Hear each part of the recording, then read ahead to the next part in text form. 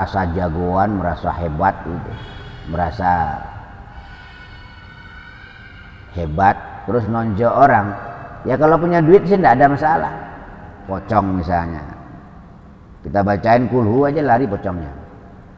Tapi kalau orang udah kerasukan hawa nafsunya, dibacain Quran 30 juz juga tambah keras hatinya.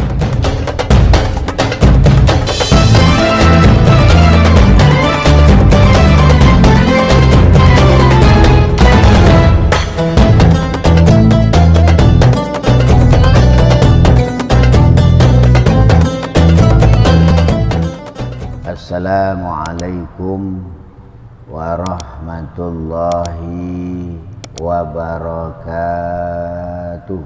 Waalaikumsalam warahmatullahi wabarakatuh. Bismillahi walhamdulillahi ala kulli halin wa ni'matillah. Asyhadu an la ilaha illallah wahdahu la syarikalah wa asyhadu anna Muhammadan abduhu wa rasuluhu la nabiyya ba'dah. Allahumma shalli wa sallim wa barik ala sayyidina Muhammadin wa ala alihi wa ashabihi ajma'in, amma ba'd. Ma'asyiral muslimin, jamaah pengajian istiqomah qablal maghrib rahimakumullah. Melanjutkan pembicaraan kita pada perjumpaan yang berlalu. Bismillahirrahmanirrahim. Wa nafsu adun wal adu la yu'manu bal hiya a'dal a'da'i. Kama qala Rasulullah sallallahu alaihi wasallam, a'da aduika nafsukallati baina jambaika. Walillahi darul qail haitsu yakul ta'rifu nafsaka la ta'man ghawailaha wa nafsu akhbasu min sab'ina syaitanan. Allahumma inni a'udzubika an usyrika bika wa ana a'lam wa astaghfiruka lima la a'lam. Bismillahirrahmanirrahim. Wa nafsu, adapun nafsu. Jadi dalam diri manusia ada kerajaan hawa nafsu, atau yang disebut juga dengan roh tamyiz. Jadi ada jasmani, ada hati nurani, ada nafsu. Nah, termasuk hawa nafsu ini satu kerajaan yang ada dalam diri manusia yang pengaruhnya sangat dominan. Sehingga Allah jelaskan dalam Al-Quran, afara'aita manittakhadha ilahu hawahu. Apakah kau tak melihat orang yang menjadikan hawa nafsunya sebagai Tuhannya? Jadi Tuhannya rata-rata manusia itu bukan Allah, tapi hawa nafsunya. Hanya saja mulutnya ngaku Tuhannya Allah, tapi kenyataannya yang diikutinya setiap saat itu adalah kemauan hawa nafsunya. Wa nafsu, adapun nafsu adalah dun musuh. Wal adu, dan adapun musuh adalah la yu'manu, tidak aman.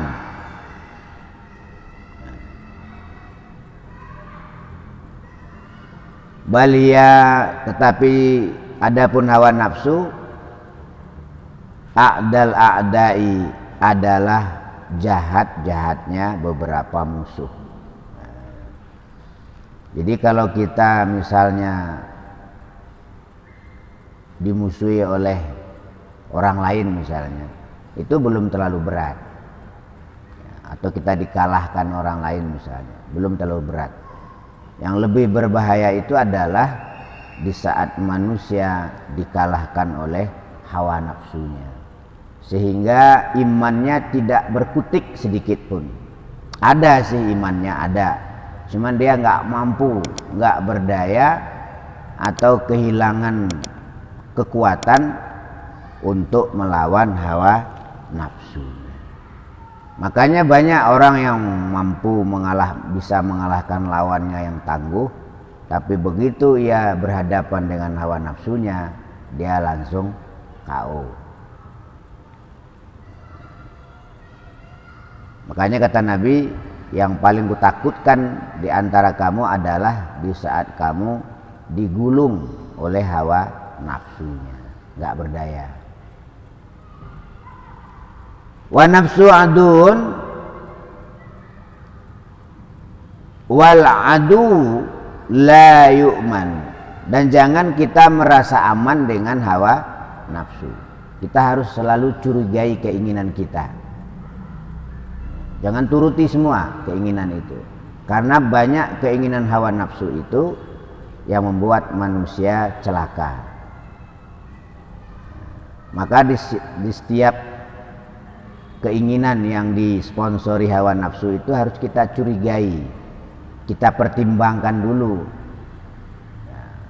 untung ruginya. Jangan langsung begitu ada dorongan nafsu langsung direalisasikan, akhirnya ujung-ujungnya apa? Penyesalan. Misalnya mau menggampar nih, nafsu itu, anak nakal mau digampar, itu nafsu. Nah, sebelum menggampar ini itu kan keinginan nafsu, dipertimbangkan dulu rugi untungnya gampar anak ini, ya. Apalagi sekarang udah ada undang-undang gampar itu kalau dilaporkan ke polisi, uang damainya minim 15 juta, ya. Jadi kalau nonjok orang zaman sekarang, ya, karena merasa jagoan, merasa hebat gitu, merasa hebat, terus nonjok orang, ya kalau punya duit sih tidak ada masalah. Sekarang satu kali tonjok terus ada bekasnya, dipoto, dilaporkan ke polisi, ya minim 15 juta. Nggak punya duit ngandang agak 6 bulan atau agak setahun. Nah, keinginan seperti itu adalah hawa nafsu. Jadi di saat kita ada keinginan di dalam diri kita yang menggebu-gebu, yang disponsori hawa nafsu, jangan langsung dituruti, harus disaring dulu. Kita harus selalu curiga kepada keinginan kita sendiri. Ya, adapun nafsu, a'dal a'dai, adalah sejahat-jahatnya musuh. Musuh yang paling berbahaya itu adalah hawa nafsu kita sendiri. Nah, rata-rata orang itu menjadi rusak itu gara-gara memperturuti hawa nafsu. Ujung-ujungnya sengsara, ujung-ujungnya penderitaan, ujung-ujungnya penyesalan. Kama qala Rasulullah sallallahu alaihi wasallam, a'da duwika nafsuka allati baina jambaika. Kama seperti perkara qala yang berkata, yang bersabda siapa? Rasulullah sallallahu alaihi wasallam. Rasulullah sallallahu alaihi wasallam. Kata Nabi, a'da duwika adalah adapun yang paling menganiaya musuhmu, atau musuhmu yang paling aniaya atau yang paling zalim, ya. Nafsuka, adapun nafsumu. Kita kadang Kalau kita menemui masalah kita salahkan orang lain, padahal itu adalah sebab karena kita menuruti hawa nafsu. Kadang-kadang orang lain nggak ngerti masalah kita. Alati yang baina jambaika, yang ada di antara dua lambungmu. Nah, jadi istananya hawa nafsu itu di antara dua lambungnya manusia, lambung makanan dan lambung air. Di bawah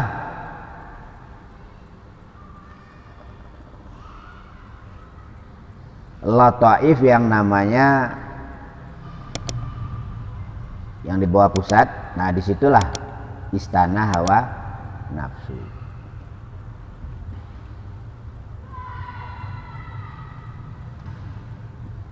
Jadi salah satu hikmah puasa, ya, nama lain dari bulan puasa itu adalah syahrul jihad, bulan berjihad melawan hawa nafsu.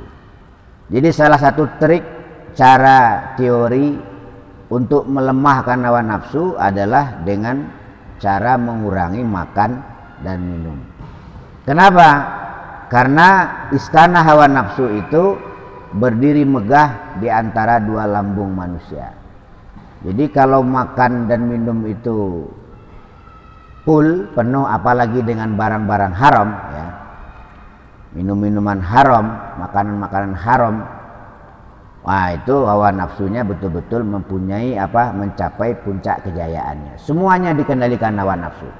Matanya dikendalikan hawa nafsu, mulutnya dikendalikan hawa nafsu, tangannya pun begitu, hidungnya, telinganya, bahkan hatinya pun sudah mulai dikuasai oleh hawa nafsu.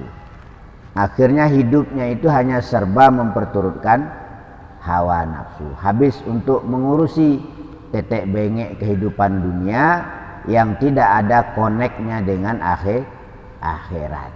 Habis dihabiskan untuk ngurusin dunia, ngurusin anak, ngurusin istri, ngurusin suami, ngurusin bisnis, ngurusin ini segala macam, sehingga kepentingan untuk kehidupan akhiratnya terlantar. Nah itulah salah satu misi daripada hawa nafsu, melupakan orang kepada akhirat. Jadi musuh yang paling jahat itu adalah hawa nafsu, diri kita sendiri, bukan orang lain. Penyebab kerusakan itu diri kita sendiri. Walillahi darul qail haitsu yaqul ta'rifu nafsaka la ta'man wa ila fan nafsu akhbasa min sab'ina syaitanan.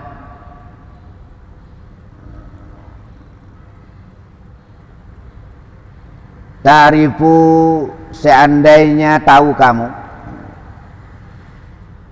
nafsaka, kepada jahatnya hawa nafsumu,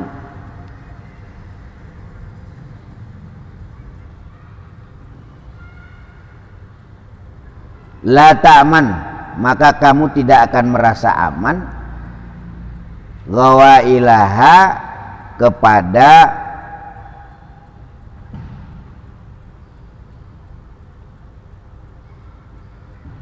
keinginan hawa nafsumu. Artinya apa? Kita harus mencurigai setiap keinginan kita sendiri.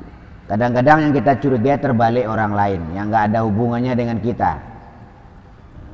Harusnya yang kita curigai itu diri kita sendiri, keinginan kita sendiri. Kita ingin begini, ya, ingin begitu, itu dicurigai, dipertanyakan, apa benar yang begini. Tapi sayang, yang kita curigai itu orang lain aja. Pada yang berbahaya itu diri kita sendiri.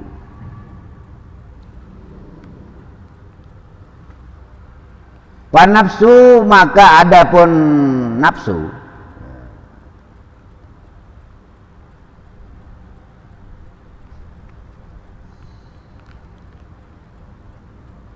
panafsu, maka adapun nafsu akhbasu, akhbasu adalah lebih menjijikkan. Apa hawa nafsu tadi? min sab'ina syaitanan, dibanding 70 setan. Jadi kekuatan hawa nafsu di dalam menyesatkan manusia atau melupakan manusia kepada tujuan hidupnya di dunia ini, itu melebihi kekuatan 70 setan. Kalau digoda setan aja kita bacakan ayat kursi begitu, aman. Atau dibacakan a'udzu billahi minasyaitonir rajim. Tapi kalau seseorang itu dikuasai oleh hawa nafsunya, dibacain ayat Quran 30 juz juga nggak mempan. Kenapa? Karena ibarat sebuah negara dikuasai dari dalam. Jadi pengkhianat itu lebih berbahaya daripada musuh terang-terangan. Nah, yang sering mengkhianati kita dalam kehidupan ini adalah hawa nafsu kita sendiri. Dibayang-bayangkannya enak, wah begini enak, begitu enak kata nafsu. Ternyata malah masalah. Makanya sebuah negara, kalau kita lihat kerajaan Ottoman, ya, kerajaan Turki Utsmani yang hancur, itu gara-gara orang munafik yang ada di dalam kerajaan itu sendiri. Karena ibaratnya Turki itu dikepung oleh semua Eropa, itu tidak akan kalah. Tapi karena ada orang munafik di dalamnya, akhirnya hancur kekhalifahan Islam Turki Utsmani. Begitu pula kalau kita menghadapi kesulitan, misalnya dari luar ada orang syirik, ada orang iri, ada orang dengki, itu masih enteng. Jangan dianggap aja, anggap aja orang nggak benar.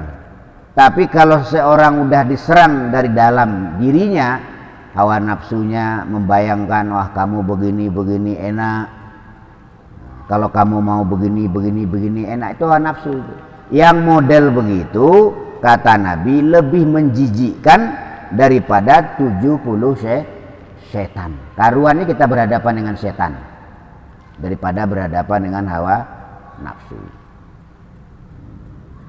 Berhadapan dengan pocong misalnya, kita bacain kulhu aja lari pocongnya. Tapi kalau orang udah kerasukan hawa nafsunya, dibacain Quran 30 juz juga tambah keras hatinya. Nah, itu bahayanya hawa nafsu. Maka Rasulullah Shallallahu Alaihi Wasallam mengajarkan doa. Nah, ini doa yang diajarkan Nabi. Allahumma inni a'udzubika an usyrika bika wa ana a'lamu wa astaghfiruka lima la a'lam.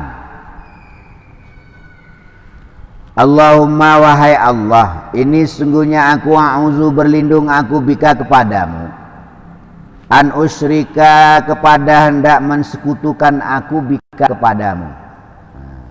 Jadi orang yang memperturutkan hawa nafsu itu sudah sama dengan mensyirikatkan Allah dengan dirinya sendiri. Dia nggak sadar. Ini kan hasil perjuangan saya, itu udah musyrik yang model begitu sebenarnya. Udah syirik itu sebenarnya. Ini kan hasil perjuangan saya, kerja keras saya. Tuhannya kemana? Makanya Nabi mengajarkan doa, Allahumma, wahai Allah, ini sesungguhnya aku a'udzu, berlindung aku kepadamu, an usyrika, kepada hendak mensyirikatkan aku bika kepadamu. Nah, jangan sampai kita melakukan dosa syirik. Wa ana, adapun aku, a'lam, mengerti aku. Wa astaghfiruka, dan minta ampun aku kepadamu lima, dari perkara la a'lam, yang aku tidak tahu. Ya Allah, ampunilah dosaku yang aku sadari dan yang aku tidak mengerti itu dosa. Nah, kadang-kadang kita nggak paham itu dosa, padahal itu udah dosa. Banyak itu. Kita anggap itu biasa aja. Kayak ngomongin orang, kita anggap nggak dosa. Si Anu beli kulkas, kredit, bayarnya kesulitan, itu dosa itu. Tapi kita anggap itu nggak dosa. Udah menjadi kebiasaan. Nah, makanya minta sama Allah, ya Allah, ampunilah dosaku, dosa yang aku sengaja dan dosa yang aku tidak sengaja, terutama dosa syirik. Karena siapapun mati meninggalkan alam dunia ini, kalau bawa dosa syirik, selama-lamanya besok di dalam neraka, nggak diampuni oleh Allah. Allah mengampuni semua dosa kecuali dosa syirik, dosa musyrik. Orang maling tobat diampuni sama Allah, zina tobat diampuni sama Allah. Ibaratnya dia maling belum tobat, besok di akhirat masuk neraka, dibakar ribuan tahun, tapi akhirnya diampuni oleh Allah. Karena apa? Karena dia punya iman. Orang berbuat kejahatan belum tobat mati, terus dimasukkan ke neraka, pada akhirnya dimasukkan ke surga oleh Allah. Kenapa? Karena dia masih punya iman. Tapi ada virus yang bisa menghilangkan iman, sehingga orang itu nggak punya iman lagi. Apa itu? Yaitu syirik atau musyrik. Ya, jadi orang-orang musyrik, orang-orang yang mempersekutukan Allah, mensyirikatkan Allah, mereka besok abadi di dalam neraka. Makanya kalau Allah berikan kepada mereka sedikit bunga-bunga kehidupan dunia, kita tidak perlu hasut. Harusnya kita kasihan. Dia mendapatkan kebahagiaan dunia pun kalau kita lihat bersusah payah. Kita udah tidur, dia masih kerja. Makanya kita enggak usah hasut, malah kasihan. Kenapa? Karena pintu kebahagiaan bagi orang yang melakukan dosa syirik, mensekutukan Allah, itu tidak berampun besok di akhirat. Dia kekal selama-lamanya di dalam neraka. Khalidina fiha abada finnar. Nah, makanya hati-hati dengan dosa syirik. Ada wirid yang ampuh untuk menghilangkan dosa syirik, ya, yaitu la haula wala quwwata illa billahil aliyil azim. Nah, syirik itu ada dua, ada kabir, ada shogir. Yang berbahaya syirik shogir ini bahaya. Merasa diri mampu, merasa diri pinter, merasa diri macam-macam, itu termasuk syirik itu. Nah, kalau syirik gede, yaitu dengan kalimat tauhid, la ilaha illallah jadidu imanukum biqauli la ilaha illallah. Ini yang bahaya syirik kecil-kecil nih. Ya, merasa benar sendiri, orang lain salah. Dia merasa surga sendiri, surga punya mbahnya, repot itu. Waqad sadartu fusula hazir risalati.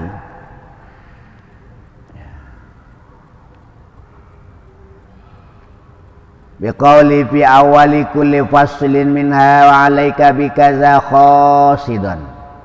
Bizalika mukhatabata nafsi wa akhil ladzi kana sababan fi wad'iha khususan wa sa'ira man waqafa 'alaiha minal muslimina umuman. Wa hazihi al kalimatu laha waq'un fi qalbil mukhatabi wa anju biha insyaallahu minas saubiqi wal wa'idil waridaini fi haqqin mayakulu wa la yaf'al wa ya'lamu wa la ya'mal. li'anni idza khatabtu nafsi biqauli wa 'alaika dalla zalika ala annaha lam tuhaqqaq bil amali bima alimtu wa ala anni lam azal ahassu ala isti'mali ma nad'u ilai. Waqad sadartu, dan sungguh-sungguh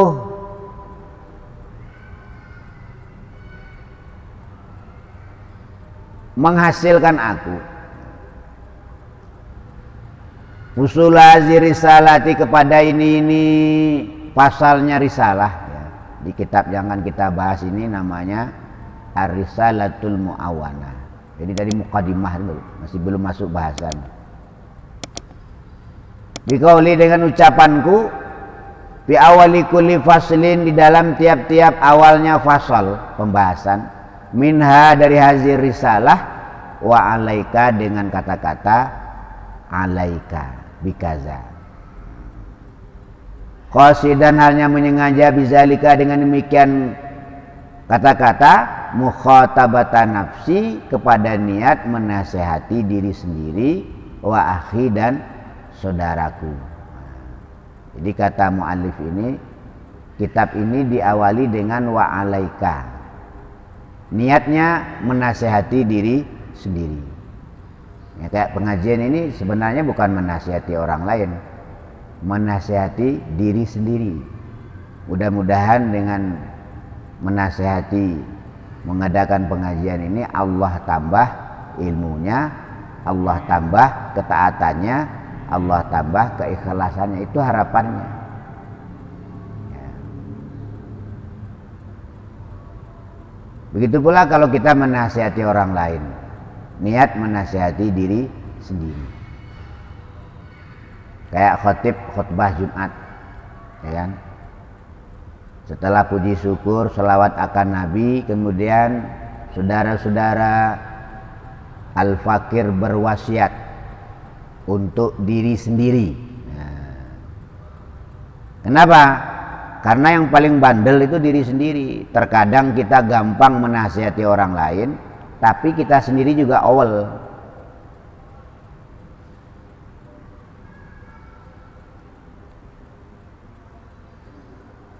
Makanya niatnya musannaf ini atau muallif ini adalah niatnya menasihati diri sendiri, wa akhi dan saudara-saudaranya yang minta dinasihati. Karena kata Nabi, kata Allah dalam Quran ya, motonya kitab ini,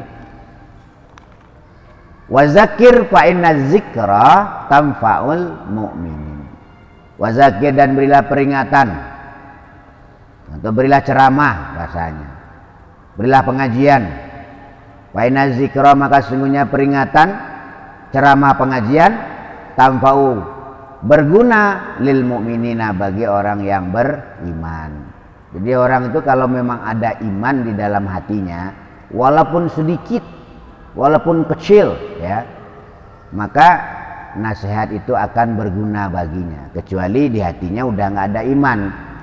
Sebagaimana Allah jelaskan di dalam Al-Quran, innal ladzina kafaru sawa'un 'alaihim a'anzartahum am lam tunzirhum la yu'minun. Sesungguhnya orang-orang kafir itu, engkau beri peringatan mereka atau tidak engkau beri peringatan mereka, mereka tidak akan beriman. Nah, berarti, tapi kalau orang di dalam hatinya ada iman, kata Allah, wa zakir fa inna zikra tanfa'ul mu'minin. Nah, orang kalau ada iman dalam hatinya walaupun kecil sebesar semut, maka nasihat akan berguna untuk dirinya. Nah, itu tujuannya muallif ini yang nulis kitab ini. Tujuannya pertama menasihati diri sendiri, kemudian menasihati saudara-saudaranya, dan menasihati orang-orang yang membaca tulisannya ini. Qasidan, halnya sengaja bizalika, dengan demikian membuat kitab, mukhatabatan nafsi, kepada menasihati diri sendiri, wa akhi, dan saudaraku katanya, allazi, yang kana, ada siapa akhi, adalah sababan, jadi sebab, fi wad'iha, di dalam membuat ini kitab. Nah, jadi yang menulis kitab ini, membuat kitab ini karena diminta. Nah, didatangi oleh orang-orang yang ubat, yang ahli ibadah, ya, ahli zikir, tapi zikirnya nggak pakai ilmu, zikir aja, zikir nggak ada ilmunya, nggak jelas ilmunya, nggak ada patokannya, kitabnya apa nggak jelas. Nah, orang-orang yang ahli zikir tadi itu datang kepada mu'allif ini, minta untuk dibuatkan sebuah kitab, ya, tentu yang berdasarkan Quran dan hadis sebagai pedoman di dalam beribadah. Nah, akhirnya sababiah diminta seperti itu, maka beliau susunlah kitab Risalah Mu'awanah ini.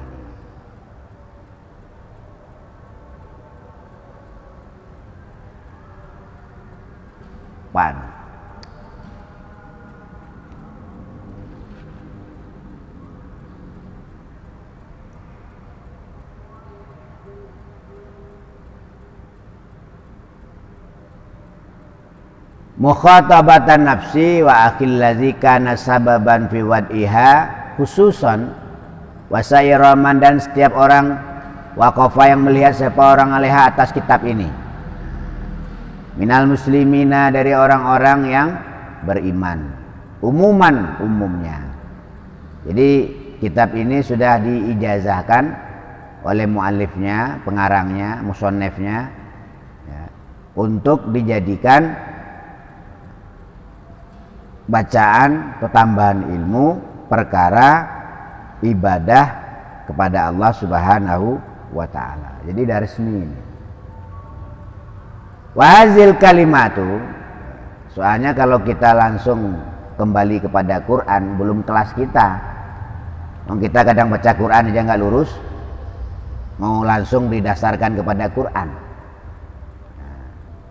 Kadang nggak ngerti idhar, nggak ngerti ikhfa, nggak ngerti iqlab itu apa, nggak ngerti, ya kan?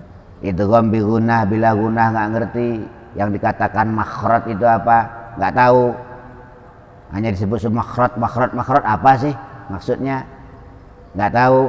Lagi mana kita mau menyandarkan amal kita langsung kepada Quran, uang bacanya aja nggak ada ilmunya, apalagi maknanya. Maka kita perlu rujukan kitab, ya, yang menjelaskan Al-Quran dan Al-Hadis, termasuk salah satu kitab ini yaitu kitab Ar-Risalah Al-Mu'awanah. Jadi ibarat makanan, kita nggak perlu masak, tinggal makan, karek mangan, ora usah ngolah, ya. Kalau Quran harus diolah dulu, nggak bisa. Siapa yang menafsirkan Quran menurut akalnya, maka siap-siap mengambil tempat di neraka Jahannam. Harus ada ilmunya, boleh, tapi harus ada ilmu. Mari kita baca sama-sama doa yang diajarkan oleh Rasulullah ini, ya. Bismillahirrahmanirrahim. Allahumma inni a'udzubika an usyrika bika wa ana a'lamu wa astaghfiruka lima la a'lam. Ya Allah, aku berlindung kepadamu dari dosa syirik.